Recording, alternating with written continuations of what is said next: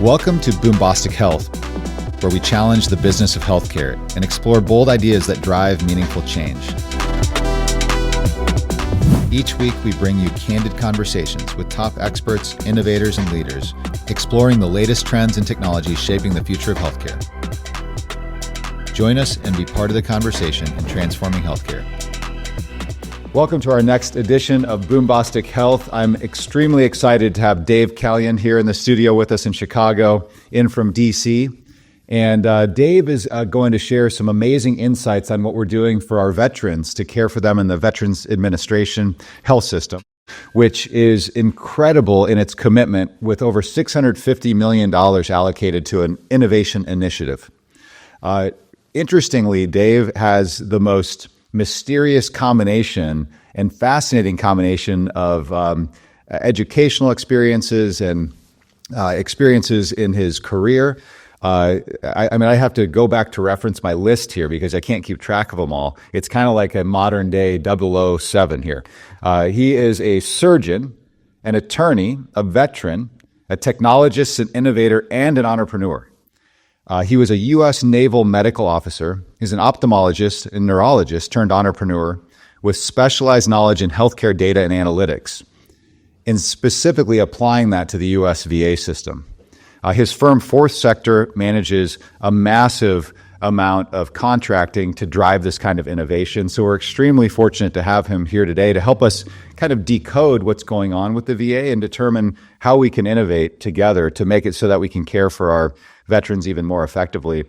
So I'm sure I did not do this justice. Dave, I would love to, again, welcome you and hear directly from you. Like, tell us about your story, kind of what inspired you to get into healthcare, and we'll dig into these detailed topics here. Yeah, I love that. Thank you for having me today. It's great to be back in Chicago. I actually grew up here in Barrington, Illinois, and spent a year at the Illinois Math and Science Academy before finishing up in Barrington. And after college, came back to live on the Gold Coast. So I've spent quite a bit of time in this town, and it's just amazing how far it's come in 25 years. My history was really begun as a healthcare economist, thinking about, how do you improve on the cost curve that we were continuously facing in the early 90s. And so I started thinking about following the trail of money in care delivery and understanding what are the rules around all of the barriers to be able to run a regulated industry at scale and better serve the people you're trying to serve.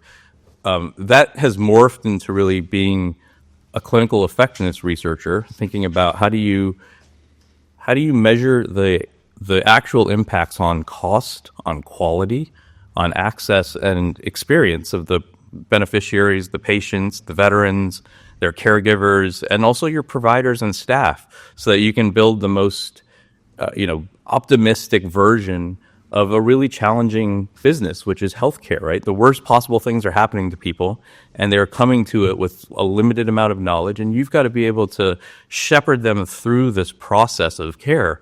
And all the rest of it feels bureaucratic, right? It's insurance and paying risk payments in early and doing all your preventative care and your wellness care. None of that is built around how people live their lives today, how people actually engage with the world around them, and then how do you integrate health and wellness into that?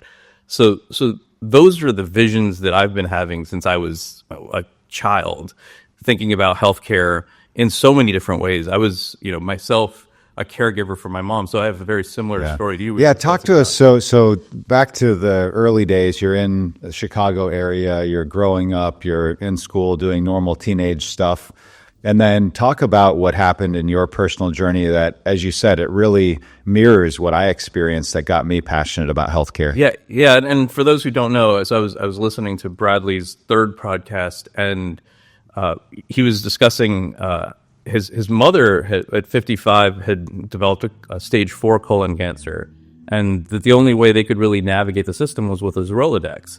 That's not an easy navigation, even for the most resourced people with friends and family around them. Your mom was at the Cleveland Clinic, right? So my story, my mother was a hematologist pathologist in Elgin at Sherman Hospital, developed a stage 3C ovarian cancer, which ovarian is terrible. You don't know that it's coming. and then it's on because it's everywhere. She knew that she was losing weight. She was working out a lot. I thought maybe she was like hitting anorexia or something. There's just you really didn't kind of question what's happening inside of your mother as this is all happening. And so and you don't want to let your mind even go there. Right. Well, Well, yeah, I guess you right. don't. I mean, look, I didn't know anything about medicine at the time, but I'll say even providers don't see everything that's happening around them. You have to put them through the same exams and care as others and their family. I mean, my grandmother had congestive heart failure. We had 4 physicians around her, and we never knew that she couldn't go up and down the stairs because she has CHF, right? And they were just calling it old age. You have to have the right eyes on the problem with an assessment for what it's going to be. And I don't think anybody really has all of that information at any one time. So one of the philosophies I've got is bring all of the information towards people and give them as many options as possible to make decisions around with kind of the context, the decision support to get it there. Right. So getting back to my mother, she goes from an ovarian stage 3C to chemotherapy, similar to your mom, and then ended up at Northwestern Hospital after a recurrence. The surgeon opened her up, saw it was plaqued all over her abdomen, closed it back up, and said to us, before I think she was even out of sedation, you've got 6 weeks to live. You should start making plans for that. And, only because we had the resources of my mom's hospital, her presence, like whatever you need, we can get it. Right. All the oncologists in our community, they found a solid state tumor program that they were doing at Loyola here in Chicago. So we didn't have to travel far, but we did a high-dose chemotherapy autologous bone marrow transplant and essentially killed her and brought her back to life at Cardinal Bernardine Cancer Center. And then she lived another year and a half and had time to get everything together and make the world that she was leaving behind as safe as it could be for her 2 kids. So for us, that 18 months was incredibly valuable. Right. But I look at like the cost of that, and you go, "Wow, is that really something everybody else should have to bear?" And the question I think as our society is, what is the level of how much do we take care of everybody, and then what else do we need to make sure that the people who have resources can get more if they want it? Because if we take that away, then you lose all of your ability to innovate and grow. And so what we're trying to do is build a health system that brings everybody up to the mean, and a health system that makes sure that the best possible care is available for everybody all the time. And my theory of the case is if you build it and you get it right and you test it and you make sure that it's going to deliver on cost, quality, access, equity, and experience, and then you slowly test that in other markets where you haven't built it, you have the opportunity to essentially transform how healthcare operates for everyone. Mm-hmm. And so what I was looking for was a value-based integrated payer provider that essentially has the responsibility for paying for care and also measuring, how good are we doing? And in a way that they have a longitudinal relationship with that patient, meaning I don't just like work on this first segment of time and make sure I minimize your costs there. I work on minimizing your costs and improving your experience for the entire journey of your life. And most insurance programs, you're jumping from one insurance company to another. So the payer doesn't really have that incentive. Kaiser Permanente members tend to be a lot longer aligned to their group, so they can be sort of longitudinal, but you get a very specific type of member, and you can only go to specific markets where you have enough employed physicians to deliver that. So the only 2 integrated payer providers in the United States that have to be everywhere for everyone they serve, to me, are the Veterans Health Administration and the military health system. So we have to be able to take care of those folks, whether they're retirees from the military, anywhere in America and abroad. And we have veterans who live everywhere. Mm-hmm. And so there are markets where there's no healthcare available in the commercial space and no healthcare available in the VA space. And there's large areas of this country that look like that. You have to be able to get care for everybody everywhere, and as much of that as available all the time, right? Because healthcare doesn't just stop between 9 to 4 hours. You've got to be able to build an anywhere and all the time system. So that's been kind of my task is, how do I learn all the things I need to get to be able to build that universe? And so that's where all of this journey, even though it looks a little bit disjointed on a resume, to me seems really linear, right? You're understanding how to deliver care. You're understanding chronic disease as well as surgical care, trauma care. What does it look like behind the military bases?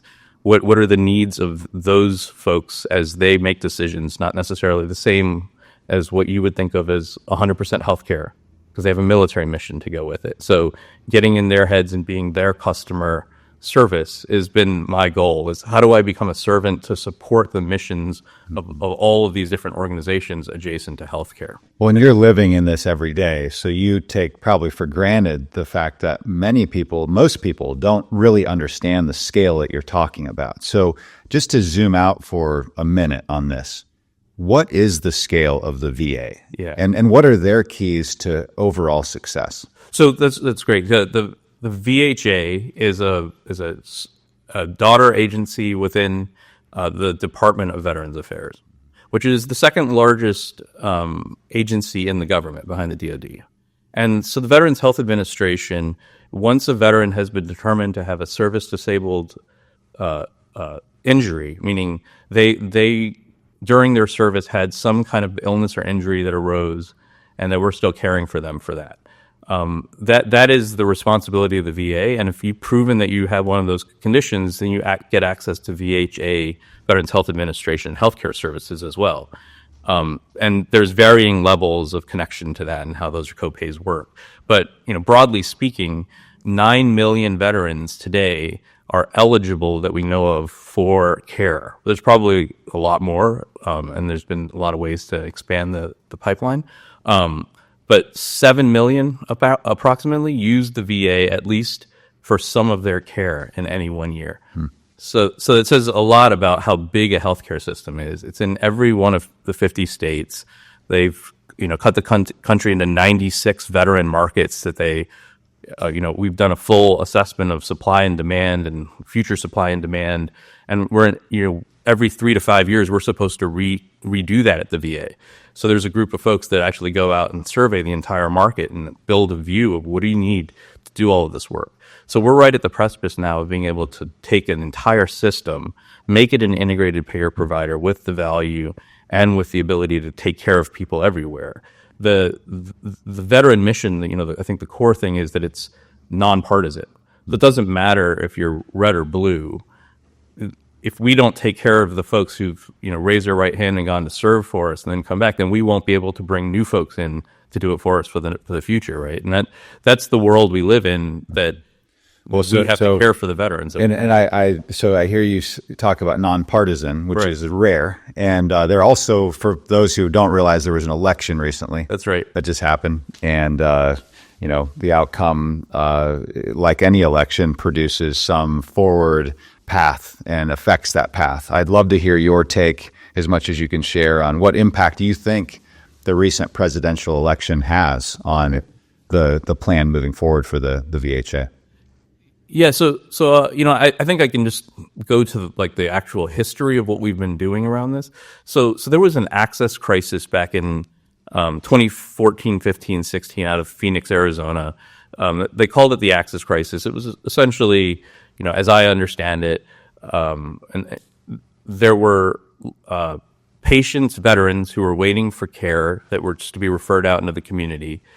They didn't either have the network to be able to send it to, or there was no providers available to accept these patients.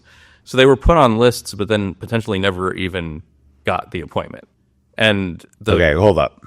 So you're a veteran. Yes. And this is your healthcare option. Right. And they've got a referral that's going out in town for you to see somebody for a specialist, and it never gets processed. And so where is it? It's in a drawer somewhere. And so you're just waiting for the phone to ring? Yeah, and some veterans apparently during that period of time actually died while on those lists. That's insane. Insane. And this is modern. This is 2014, 15. Okay. So it wasn't 18. It wasn't 1830. No. Okay. I mean, so it's not that long ago, and we said, look, there's a crisis of confidence in the organization. People don't do that to other people unless that's not the center of their mission. Mm-hmm. And they were getting bonuses, it sounds like, for getting folks to care within a certain amount of time, so they were just not showing the delta. Oh, I see. So these administrators were even actually burying this, not just people. right? intentionally so that they still were eligible for their bonus because they felt they were overworked. Correct. Maybe At least they couldn't get around again, to it. this is my interpretation of the things that were in the news. I'm not Right. an official in the government. I don't say anything on their behalf. But those were headlines. Like, Those the were the veterans headlines of aren't what getting the happened. care they should. And so, the root causes are many. It's a crisis of confidence, a crisis of organizational trust. It's a crisis of capability of being able to deliver a network in the regions where there might not be a lot of docs out there that are going to see patients at 95% of what Medicare pays, when they're getting 2-3x that from the commercial payers. So they had to build essentially an integrated purchasing program, which they called the Office of Community Care, and then the Community Care Network. And they passed Congress passed two very large bills, the Choice Act and then the Mission Act, that essentially forced the VA to deliver that care in a uniform way. So if a veteran has a need for a service that's not either available at the VA, that it's going to take too long for them to get in, it's not available at the VA altogether, or that it's medically necessary for the veteran to actually go there. And then the last is distance. So if it's a long road for them to come back to the VA to get their care, then the VA is responsible by statute to send that care out into the community and pay for it. Mm-hmm. And so this was new. This was new. Okay. And it's a new national network that stood up in 2017. The Mission Act was signed during the last Trump administration.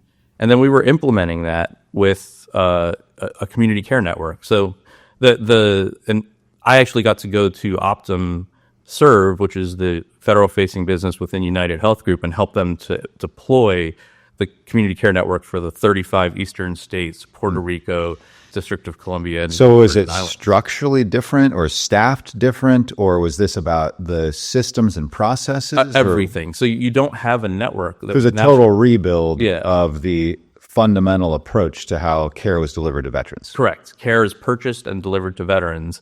At the time, I think the negotiations were happening at more regional or local level, so you were building your own network. But there was a lot of non-standardization, and you lose reliability in systems like that. So this is the Choice Act and the Mission Act are the two.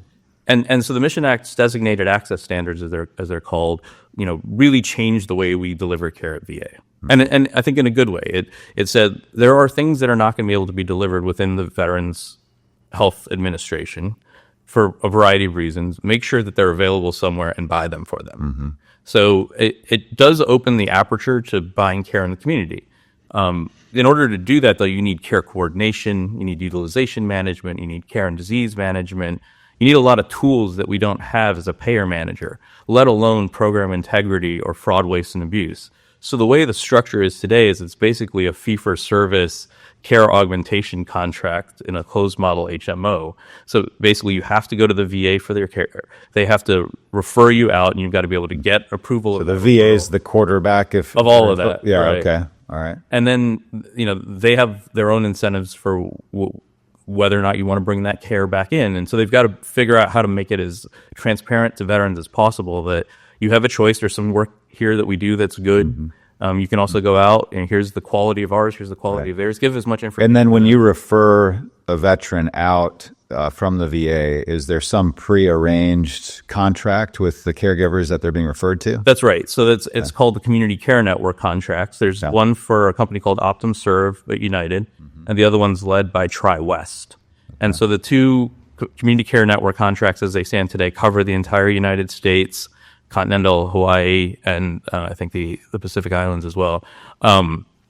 And the real issue there is they don't have a lot of tools to manage that as a payer. Mm-hmm. And so that's what I saw when I was at United, and part of the reason I came back to try to support the VA more directly with my own service, disabled veteran-owned small business, was there's so many areas or gaps where they don't have capability to be able to make that future system work. It's almost its own economy. It's that large. It's huge, right? And it becomes a health system. My theory of the case, Bradley, is that if we build an innovation ecosystem while we do this, right, and we actually have an evidence-based generation ecosystem that says, bring your tools, bring your capabilities, whatever it is that you think you can improve care ethically, let's put that to test. Let's assess what it actually does. And then let's have trusted evidence that you can share to everybody on whether this thing works or doesn't work. To give veterans access to the absolute best care possible as we're building this out for them, because we're going to have to build it anyways. Make it as useful to everyone as possible. And then, for us, if we have an innovation ecosystem where things are actually getting tested, now you have some way to say, this is trustworthy AI. Let's put that into production. And, if I'm a commercial hospital system like HCA or Ascension, now I have somewhere to look to say, oh, that's a validated set of services that they've actually used and feel comfortable about. We don't have any of that information today for provider systems to really work with. And so they're just trusting word of mouth and things that roll More out. anecdotes, yeah. Exactly. And so I think if we start to build that, we can really figure out what works and what doesn't in this health investment ecosystem. And drive that forward. So, I have two jobs in my mind. One is keeping aware of what's happening in the community of digital health, mobile health, data-driven healthcare decision-making, clinical workflows, et cetera, and bringing those innovations to leadership at VA to help them understand what's coming and what's possible. And then helping them translate that into when you decide that's worth prioritizing, how do you build that ecosystem? That's the second thing. The first is being aware, and first the second is being aware, being when to scout, implement. and second is showing them how and when and where they can implement if they want to, but then letting them make the decisions with the best information possible. So we're always behind the scenes as servant leaders, but trying not to put the thumb on the dime, if you will. So if you get back to your journey, there was an interesting sort of twist that occurred where you were a practicing physician. You were actually in the health system and ended up having your own healthcare issue that you actually then were the recipient of care. And ultimately that resulted in you becoming a service disabled veteran. Did I understand that correctly? That's right. Yeah. So I was in neurology residency, my second residency at Walter Reed National Military Medical Center in Bethesda. And I started realizing that I was seeing double under the loops. So this was your second residency. Your first one was ophthalmology. Okay, so you're an ophthalmologist who now is in your neurology residency. And I was aiming to be a neuro-ophthalmologist, which was a combination of the two things without the surgical requirements of being intraorbital, which I didn't really enjoy.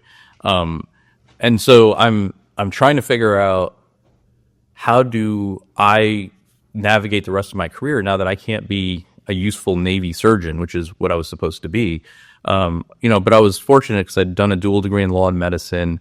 I'd started thinking about clinical effectiveness research and how to implement it. I'd become part of the interoperability community. And so folks brought me back into the VA in particular.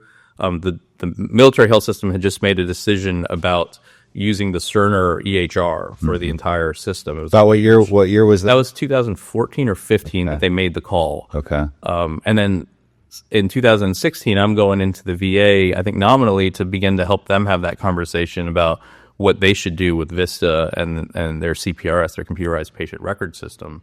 And Vista was one of the original enterprise-wide health records. So I started in Durham at the VA Medical Center when I was doing my clinical research training program at Duke, thinking about clinical effectiveness research, because back then, the Vista system was really the best clinical effectiveness research and human, health services research data available. And so we were actually teaching the NIH about clinical effectiveness research from the Durham CRTP, the Clinical Research Institute, Translation Institute in Durham. And that was kind of the growth of all of this improvement science, right? It came from Don Berwick. It came from Brent James. It came from Rob Califf, who's now the commissioner of the FDA, and Carolyn Clancy, who's been the acting undersecretary for health, I want to say 3 times. Once as acting deputy sec for the entire Department of Veterans Affairs, and she has as currently the head of discovery, education, and affiliate networks, which is all of the research and development and the innovation ecosystem at VHA. So this is a whole group of folks who've been thinking about how do you build this health system in the right way to deliver on all of its missions? How do you take care of veterans and their families? How do you make sure you have a public health response capability as an emergent backup for the United States?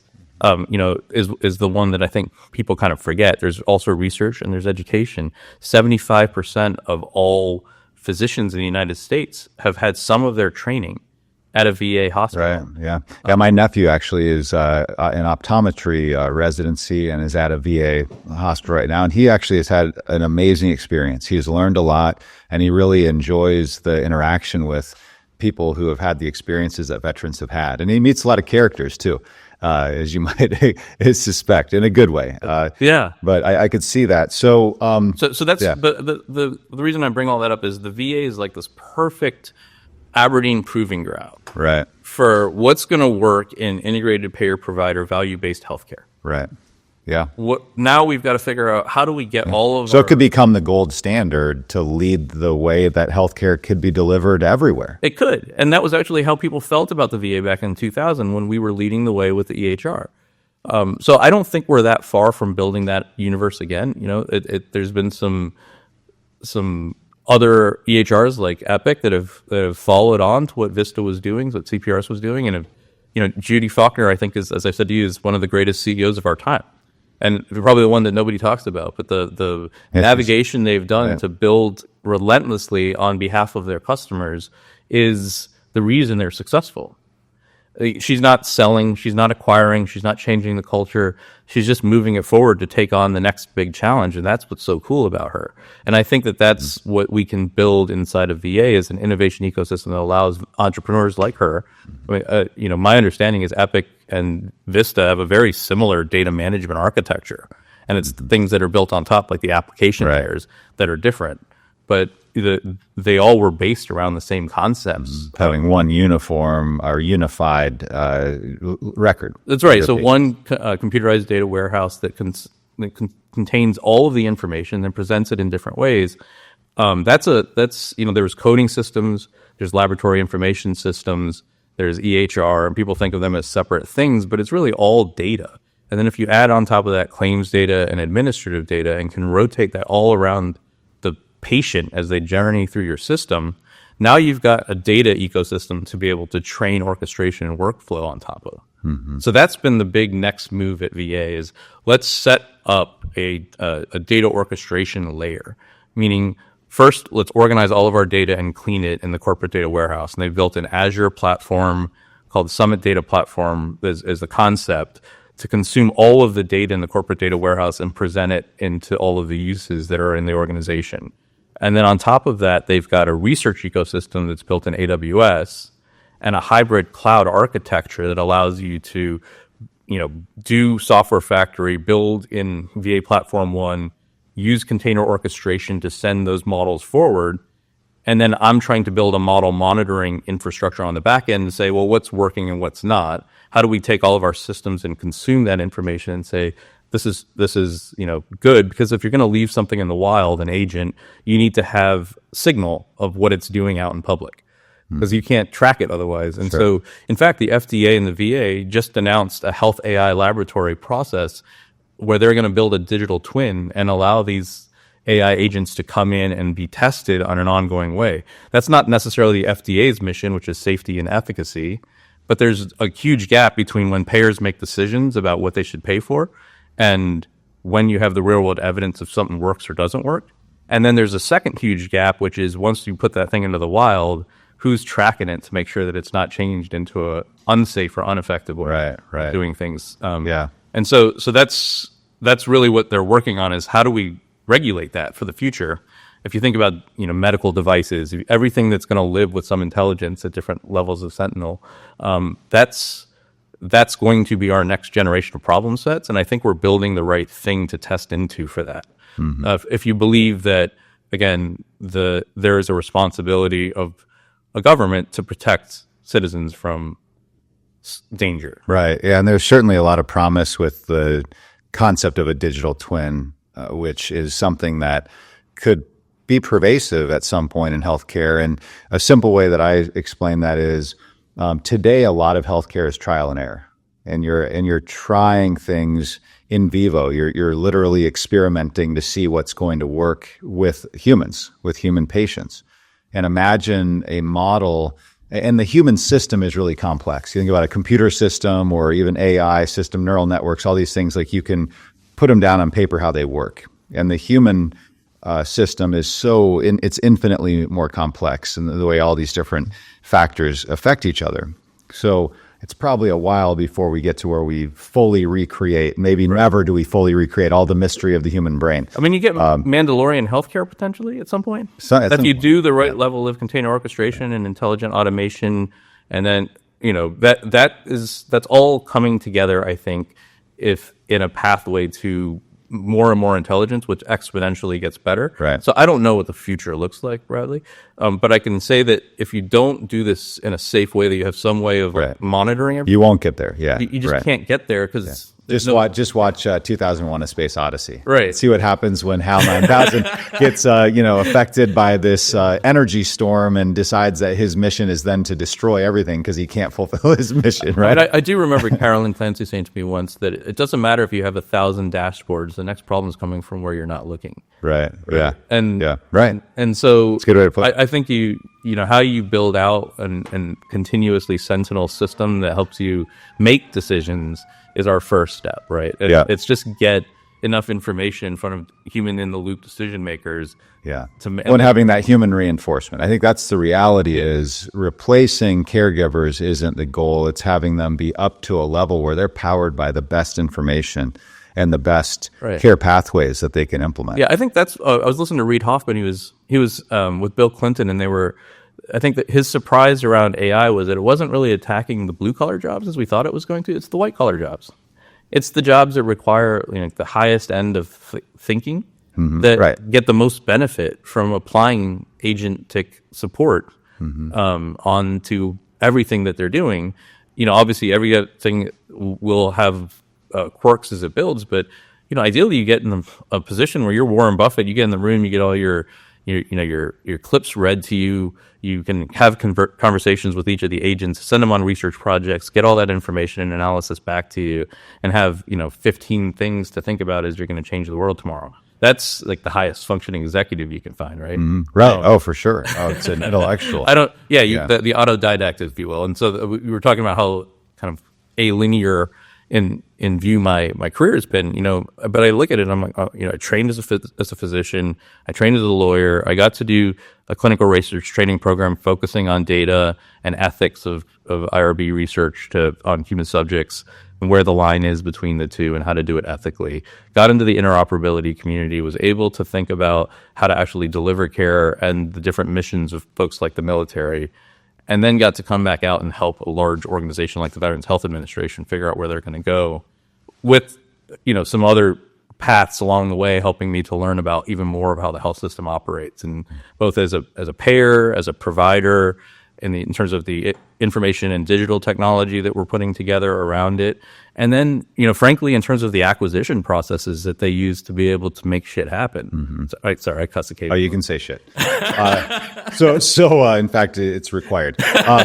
So think about the skills of a veteran, and this is where, just changing the path of our conversation a little bit, you see the Army, Navy, Air Force, Marines advertisements on during prime time, and it's people out there going to serve the country in combat in many cases, but there are also other things that they're doing, supporting with systems and analysis. But you don't really think about how those skills necessarily translate into innovation and how you can lead and manage and hold accountable to go achieve these amazing outcomes. And you shared with me when we were catching up last night this story of one of your colleagues that you really admire, who had been, I think, some type of a very high-end pilot, and how the practice of landing these incredibly powerful machines has translated to actually bringing better value to healthcare. I'd love to hear you talk about that story. How did that come about,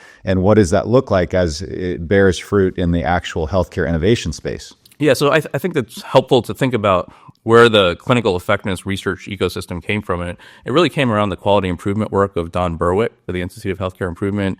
Brent James was running Intermountain at the time. Mm-hmm. and a lot of the systems thinking was around Demingite, kind of Toyota quality management, Lean, Six Sigma. How do you find variability in your systems and then improve it? So that was where that thinking was coming from. A gentleman who I work with, who's actually my managing member of the joint venture that I lead, is Spence Byram, who was a Coast Guard pilot, and he was an aviation safety expert. So, he was the pilot flying like the really hard experimental machines into challenging conditions in Alaska.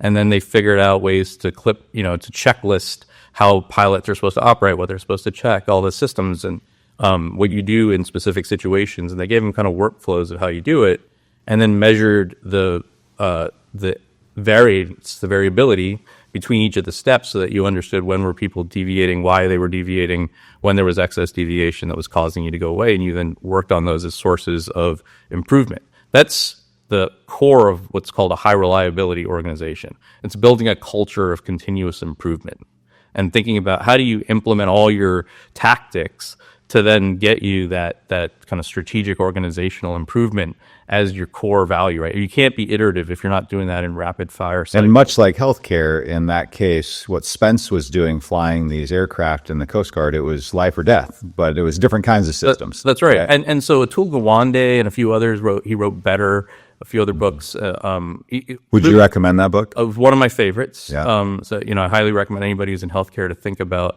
some of Atul Gawande's early works and how they influenced us to do what we do today. So Spence brought those Coast Guard concepts to healthcare, I think by chance in many ways, but he came up with the idea of, same site surgery marking and putting your initials in places so that you cut between the initials for your first incision. Before that, people were putting X's on the eye they were going to do, the X on the eye they weren't going to do. Right. And, every once in a while there was a mistake. And so these are things that really have changed the trajectory of how we deliver healthcare and how we all the little decisions that add up to an overall functioning outcome, right? System and outcome. Yeah. Yeah. And so that's where Spence came from. I'm really privileged. Did Spence ever crash an airplane? I've never asked him that. I should. And kind of what that was like. I got to imagine he must have, right? You can't do a million and you'd think. Done a few. I'm glad he made it, though. It sounds like he's brought a lot of power and skill into the healthcare. He really has. And my other partner is doing a lot of the automation of intake of like the documentation you do for benefits, disability determinations. Yeah. So we're between us, we really, I think, understand the pieces of what it's going to take to get a high reliability, intelligently automated system that delivers what we want for people. And so that's kind of my real hope is over the next 10 years or so, our team, we're called Agile for Vets, are here to support really any of these missions in this exact way, which is, continuously measure, build the improvement science, and then, make smart change about how you run your organization to achieve the outcomes that serve people. And that's a nonpartisan story, right? It doesn't matter which side of the aisle you're on.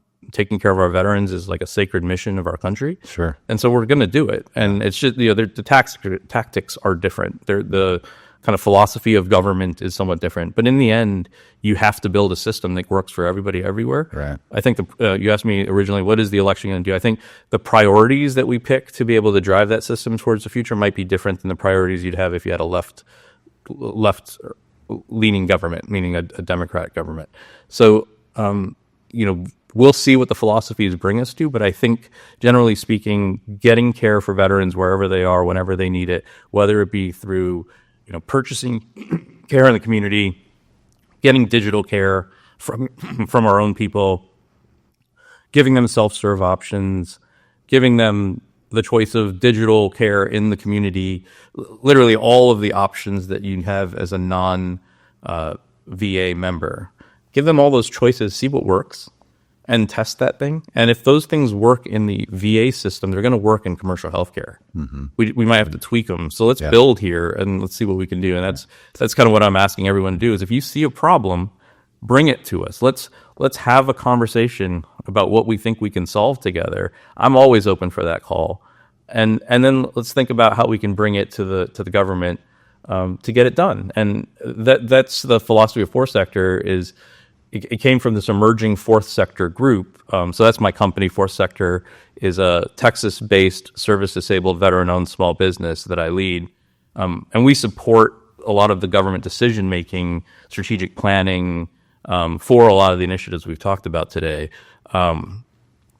We came from this concept that the emerging fourth sector was this group of essentially 4 benefit companies that were taking non-dilutive funding and public sector goals, for-profit and not-for-profit incentive structures for the delivery teams, and essentially building capability and capacity in a transparent way for the rest of the people. And so this concept of 4 benefit companies has done pretty well in defense, in national security, in intel, where there's like a venture meets mission concept of operations. Really what we're trying to bring is the same, a venture meets mission concept into how we deliver health Are you systems. a B? It's a B corporation? Is that what that's called? So we're not. You're not. We are not. But the requirements today for a service-disabled veteran-owned small business through the Small Business Administration are very specific about how your structure needs to be. So I am the leader of a service-disabled veteran-owned small business that's SBA, the Small Business Administration Vet Cert certified. And that allows us to really come to the government and say, we're one of the SDVOSBs that can help you deliver on your mission. If there are any 2 service-disabled veteran-owned small businesses that are capable of delivering a service, then in fact the VA is required by statute to set that work aside so the SDVOSBs can get it done. And so that you basically have this really unique kind of moat, let's call it, where you must be a service-disabled veteran-owned small business to deliver these types of services because those are the only people who can compete for it. If that's the way they want to structure it, fine. I think it's got pros and cons to it. But in the near term, let's use it to get things done. And so that's basically what we've done as our first step. So you're a pretty unique leader in that type of a model. So thanks for all the good work you're doing. And if you think about where things are going with implementing new innovations, one area that's near and dear to my heart because it's an area that I'm focused on day to day with my company HC1 is this opportunity to have healthcare progress start with actionable lab data. Mm-hmm. And this whole notion that lab data affects all facets of healthcare, people that are sick, healthy, people that are somewhere in between.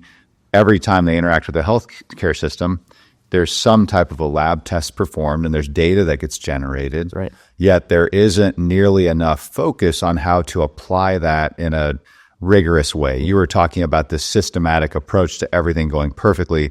We think about how do you ensure that people are diagnosed optimally and ultimately then their care is managed in the best way. And ideally it's preventative, right? Exactly. It's all of the above. And in fact, my first project as a clinical research training program fellow was with the Renal Physicians Association. And this was back in like 2005 or 6. And we were essentially taking an evidence-based clinical practice guideline that they had put out on how to take care of chronic kidney disease 3 and 4, so people who were about to progress to end-stage renal failure, and how to prevent that progression, which had a lot of labs as kind of the driver, right, because they're the most clean quality data that you have, that with timestamps and knowing who did what when, right? It's got a pretty good supply chain trail that you're touching as you move the logistics of the process through. So they've already done a lot of the work in like business process modeling and then thinking about what the right laboratory information is. And then a lot of the interoperability work around, when I draw this lab at this time, what is it in my titer versus your titer? How do we make sure we mark all of that in the information? How do you think about patient-generated health data as that comes into the door? How do you figure out what's like quality data? So in the example of CKD, yep, there are cases all over the place where people have very subtle changes over time in their lab values that still show up as being within range. So it doesn't set off just a normal intuitive alarm bell, but with technology seeing that, you can actually throw up a big red flag that says this person actually is on their way to a catastrophically bad health outcome. Correct. But if you get on top of it, what can you do? I mean, can you help to manage that? That's exactly right. So you want to put these systems in place, and I think lab information systems as a starting point for your data pull, but really all of the information that you can feed into a tool that gives the provider or whoever is responding all the information they need at that time and the most kind of up-to-date information that says this is probably what you're dealing with. Right. Here's the evidence that I've used to synthesize that links to longitudinal historical. Right. Because typically, if you think about a care episode, you have an individual with a physician for a few minutes. They're taking a quick glance to see if there's anything that looks really out of line. And they may not even have the time to look at the overall picture, probably not, of what's historically shown up in your values. So I think it's a straightforward way for technology to make healthcare better. You know, one of the things I loved about neurology is I'd have like a 90-minute entry exam where I could do the entire physical exam. Actually evaluate the patient. With you. And I was at Walter Reed, so, you know, I used to say, if you're seeing me, the worst thing that's ever happened to you is happening to you, and they're bringing you to me to help to like sort out what it is and how to treat it. That's probably not ideal, right? I'm brain tumor. I'm something really bad. Seizure, stroke, like, you know, badness is happening, or brain injury, and you're kind of figuring out what are we going to do with this patient. Every single time that I got to see a patient for 90 minutes, I was grateful because it gave me a time to have a conversation with them and their family, to understand what the like actual social circumstances were in their home. You know, what were the kind of determinants that are going to impact their to look at it more holistically. That's right. Just and then do a full physical exam, not just, you know, not just one part, but like as a neurologist, I think you're really taught to do the entire physical exam and look for all of the kind of unique signs, because it all comes together into a picture. That's hard to do if you have only like the eyes and ears and time of one provider. Right. But if you're able to like pull all of that together, use technology to help you support some of those diagnostic kind of maneuvers, I think we're getting to a place where we can start to consolidate all that information and make things better, even in the care services itself. So you start with administrative requirements, things that make it hard for us to get our work done in time and make us more productive, and give us a better quality of life, right? Put those things into production, get people excited about the technology direction you're taking them, and then slowly build all the things that will make the system work for everybody that we're trying to serve. That's my theory of the case. I think we're getting all the right pieces together to do that. But, you know, the timing is always the thing, is you got to figure out what is it right to bring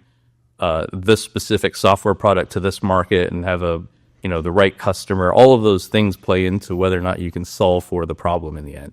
Right. And unless you can get down to those, you know, you think a lot about the business of healthcare, but it's the brass tacks of how do you take the capability, package it, get it right, have the right customer, ensure that it's going to get delivered, and give you a high quality result with some confidence, right? Otherwise, where you can measure it, where you can truly measure it. And then offer them a real world evidence assessment to really figure out, you know, if I like it, let me buy more, and build infrastructure to do that. That's how we buy in like the general world, I would think, but we need better information there too. Right. So you know, I think if we start building this ecosystem out over this next generation, right? We actually have a data architecture to be able to bring together this information around a patient, ethically ask them if we can bring quality improvement activities to them with new technologies, with new workflows, with new staffing options, or whatever you do, business process change, assess what that is, and then continuously measure that. I think we'll have a chance over the next 10 years to build a really cool VA that serves the rest of the American healthcare system and the world with real-world evidence generation around what works to take care of the whole health of those you're serving. And I think you said there are somewhere around 400,000 people that work for the VA. Today there are over 400,000 employees of the Department of Veterans Affairs. Just employees. And so within that, is there a huge building somewhere with a bunch of people writing code? Like, I mean, what's the composition of the technology aspect that actually exists? Oh man, that's an entire podcast, and we should have that. We should bring in some OIT folks to help you understand that. It is a massive organization. As you can imagine, for the second largest agency in the federal government, they've got a huge IT kind of sprawling separate organization that's separate from the Veterans Health Administration. So a lot of the requirements are established by the mission side, but then they've got to send it up to the Department of Veterans Affairs and go through their processes for information technology to support that. Yeah. How much of this is overkill, by the way, on the process side? And I don't say that to be offensive. I just think things seem like they take so long. You're absolutely right. And that's, I think my journey has been, how do we grease the skids on some of those things so you can make better decisions faster. And then also delegate decision making to the lowest level of the organization where it's most useful, with accountability Right. structures. So people aren't just managing up; they're actually getting stuff done. Yeah, and then again, one of my theories of the case is that the innovation ecosystem needs to go not just top down but bottom up. And so you've got to give all the folks on the ground who are seeing the problems in the field and are interested in solving. That's why we went into this business in the first place. Yeah. Have the tools around them to say, look, if I want to tinker in my garage for a little while and pull this data together and figure out how to solve it, let me do that. That's been the history of innovation really everywhere, but in the VA in particular, that research ecosystem, they have $1 billion of research money a year. Right? They 75%, as I said, of American physicians train at a VA. Everybody goes through there to build this research capability. We came up with nuclear medicine there. There's a number of... There's been some big breakthroughs that have come out of the VA. And it sounds like it's just getting started, right? Exactly, right? And in many ways, we've had a stall for 12 to 15 years without having kind of remodernized the system back to where we were in 2000.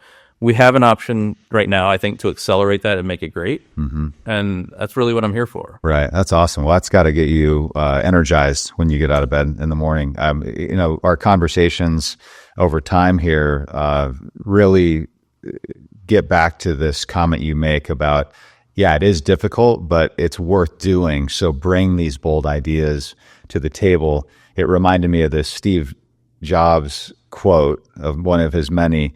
He used to be known for saying, "We're here to put a dent in the universe. Otherwise, why else even be here?" And that's kind of it's. There are a lot of easier things you can do than go out and work on solving for the effective care of veterans in a very complex system. But it's obviously something that's really well worth it, and it's something that's mandatory for the future of the free world. Yes. This is a mission worth fighting, and I'm really happy to have the people. One thing I'd say, Bradley, and I count you now amongst them. There is a army of solvers out there that are hungry, ready to serve, and we all, I think, have the same mission in mind. We all latch together and we move forward together. We take the right hills together. But what I've really enjoyed is these hills are hard to take, and you come out with wounds.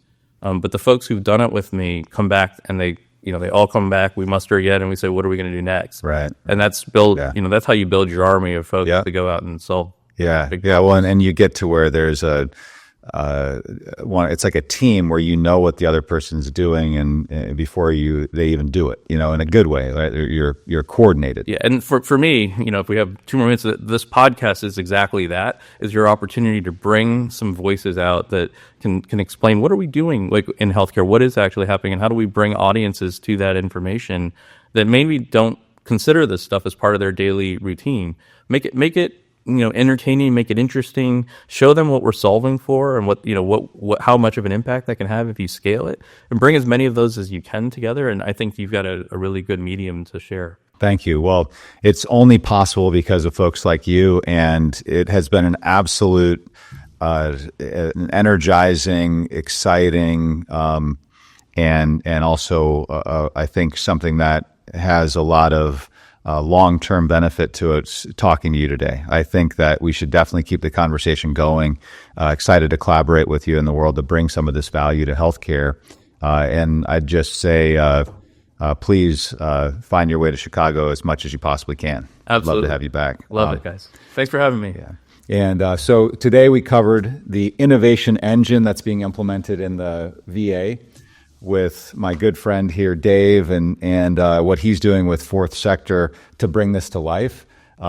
Incredible range that Dave's background encompasses, but also, most importantly, there are lots of people that get educated, very few that apply it practically like he's doing. So just extremely excited about seeing what the future holds there. Thanks so much for being part of our Boombostic Health community. We'll now transition over to the Verdict with Emily to talk about some of the legal and regulatory considerations of doing business with the VA and the federal government.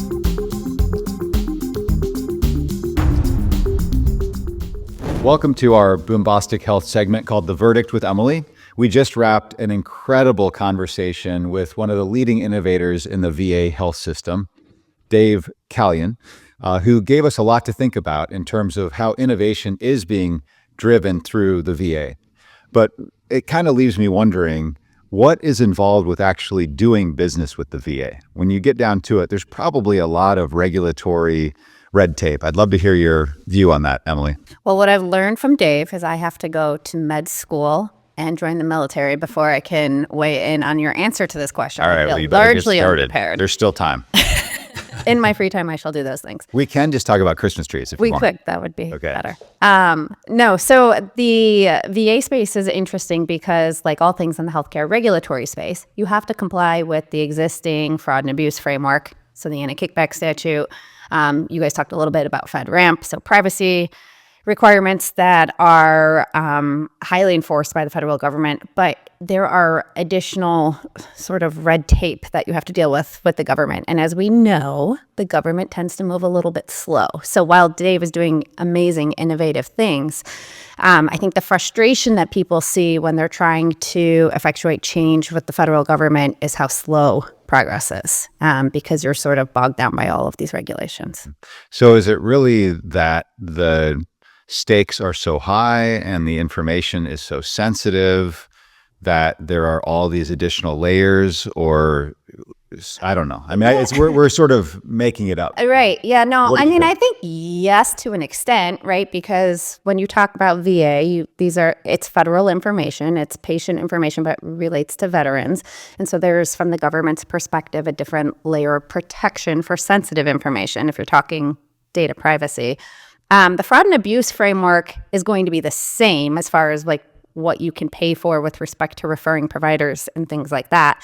I think the rub comes in the fact that it is the federal government and it is exclusively federal dollars, whereas in the traditional healthcare market, you have that hybrid mix of Medicare, Medicaid, but also your commercial payers that aren't federally funded. So I guess a long-winded way of saying the government is going to be a bit more protective of how it spends its money. Mm-hmm. So if you're looking to innovate in the federal healthcare system in the VA, you should probably plan for a pretty elongated sales cycle. But maybe the other side of that is, well, there are two virtues. One is that the impact you're making matters. It's making an impact on the people who have been committed to our nation and serving in the military, which is obviously something that we need to be doing. But the other part of it is you then have a moat once you're in place. So I assume once you've gone through all this contracting and you're inside the VA system, then the innovation flywheel can probably speed up quite a bit. And it seems like that's a lot of what Dave and Fourth Sector have been able to do, is just help accelerate that progress because they've already been through that kind of model and understand how to navigate it. I think that's right. I think the sort of wrinkle I would throw into that is as medicine evolves, telehealth space, he talked a little bit about the Mission Act. You're going to see the government sort of learn on the fly also. And so it's still going to be pretty regulated. So you might be in the space as a provider, but you're still going to deal with regulations and a regulatory landscape that is sort of unknown. Yeah. We're seeing a ton of enforcement in telehealth right now, especially coming out of COVID, when there was, a sudden switch to, you needed to go to the doctor. You could do it from home. It was really, really great. And now providers are establishing these telehealth platforms where that's their sole way of seeing patients. And the government has created that, especially with mental health and access to mental health care for veterans, Right. which is amazing. Yeah. But there's a lot of regulatory scrutiny on those arrangements just because of the way the funds flow and who's paying for which services. So, Yeah. yeah. It's interesting. You mentioned something that reminded me of a conversation Dave and I had that we did not cover when he was on the podcast. But one of the innovations that has been driven through the VA system very successfully, as I understand it, it was called Mission Daybreak. And the VA actually created an incentive prize, basically. And my understanding is it was around $20 million as an allocation toward solutions that reduce the burden of vet suicide. And I think that is such an amazing example of the kind of innovation you really wouldn't necessarily think about in a typical healthcare setting. Yeah. So really cool work that's being done there. I'm incredibly proud to be part of that type of an activity. We're working in our businesses to try to affect veterans. And so learning firsthand as well, the contracting and those levels of security. But I think also, thankfully, if you are the kind of a technology business that's mature in your practices around information security, and you're already used to the kinds of considerations of not only HIPAA, but dealing with protected health information, dealing with de-identification, there's a lot, the world it has a lot of possibilities in it. Yeah. So any closing comments before we wrap up? No, I mean, I think in anything in healthcare, it's always important. Sounds like a selfish plug. It's not for me, but it is important to work with qualified counsel, no matter what you're doing. And so particularly in the healthcare space and in the government healthcare space, somebody who has that experience working on these particular issues. So don't just type it into ChatGPT. Don't use ChatGPT. Don't use your cousin who's a real estate lawyer. Speaking from experience. Speaking from experience. Got it. Okay, perfect. Awesome. Well, you heard it here first. Don't use your cousin, who's a real estate attorney, to try to contract with the federal government. So, well, thank you so much, Emily, for being here. Appreciate it. Thank you. It's always awesome to talk about some of the legal and regulatory considerations that you need to be looking at when you're trying to make bold moves in healthcare. It's not easy to do, but it's absolutely worth it. So thanks for everybody that you're here today joining us on another great episode of Boombostic Health. I had a great time with Dave and appreciate Emily's perspective. I'll see you next week.